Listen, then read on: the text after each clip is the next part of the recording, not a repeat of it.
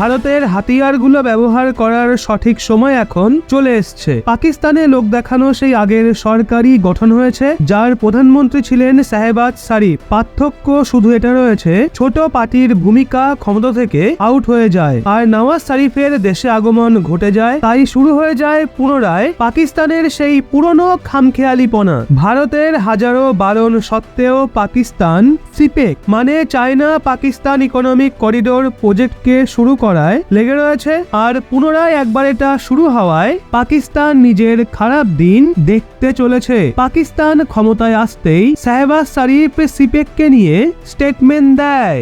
দ্বিতীয়বার প্রধানমন্ত্রী হওয়ার পর শাহবাজ শরীফ সরকার নিজের বুদ্ধি এখনো চীনের কোনো লোনের ফাইলে বন্ধ করে রেখেছে। তাই তো শাহবাজ শরীফ ভারতের অংশ থাকা কাশ্মীরে চীনের জন্য রাস্তা বানানোর ঘোষণা করে দিয়েছে। পাকিস্তান আরো একটা ভারত বিরোধী পদক্ষেপের ঘোষণা করেছে। নিজের প্রথম সংসদীয় ভাষণে চীন পাকিস্তান ইকোনমিক করিডোরের চর্চা করার পর শাহবাজ চীনের সঙ্গে দ্বিপাক্ষিক আলোচনার দরুন সিপেক প্রজেক্টে কাজ করার আহ্বান করেছে। শাহবাজ চীনকে আয়রন ব্রাদার বলেছে। এছাড়া উনি বলেন, দুই দেশের অনেক সমস্যা সত্ত্বেও সহযোগ জারি রেখে সিপেক প্রজেক্টের পরবর্তী ধাপের দিকে এগিয়ে যাওয়া উচিত। মানে এটা পরিষ্কার, ভারতে সরকার গঠন হতেই ভারতও এখন পিওকেতে এন্ট্রি নেওয়া শুরু করে দেবে, কারণ পাকিস্তানকে তার এই কার্যকলাপের জবাব দেওয়া অতি প্রয়োজনীয়। এখন মুখে বলে বোঝানোর সময় চলে গেছে। আসলে ইসলামাবাদে প্রধানমন্ত্রী অফিসে চীনের সরকারি এজেন্সি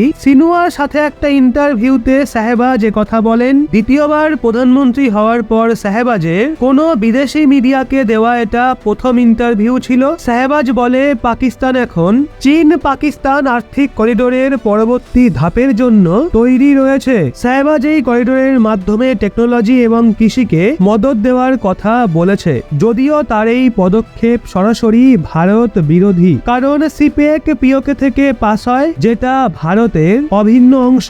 পাকিস্তান সেটা দখল করে রেখেছে। এটা ওই এলাকায় যেখান থেকে সিপেকের সড়ক পাস হয়। ভারত এটাকে নিয়ে সর্বদা বিরোধ করে এসছে। আর এখন শাহবাজ শরীফ পরবর্তী ধাপের জন্য সিপেক প্রজেক্টকে শুরু করার কথা বলেই সরাসরি ভারতকে রাগিয়ে দিয়েছে।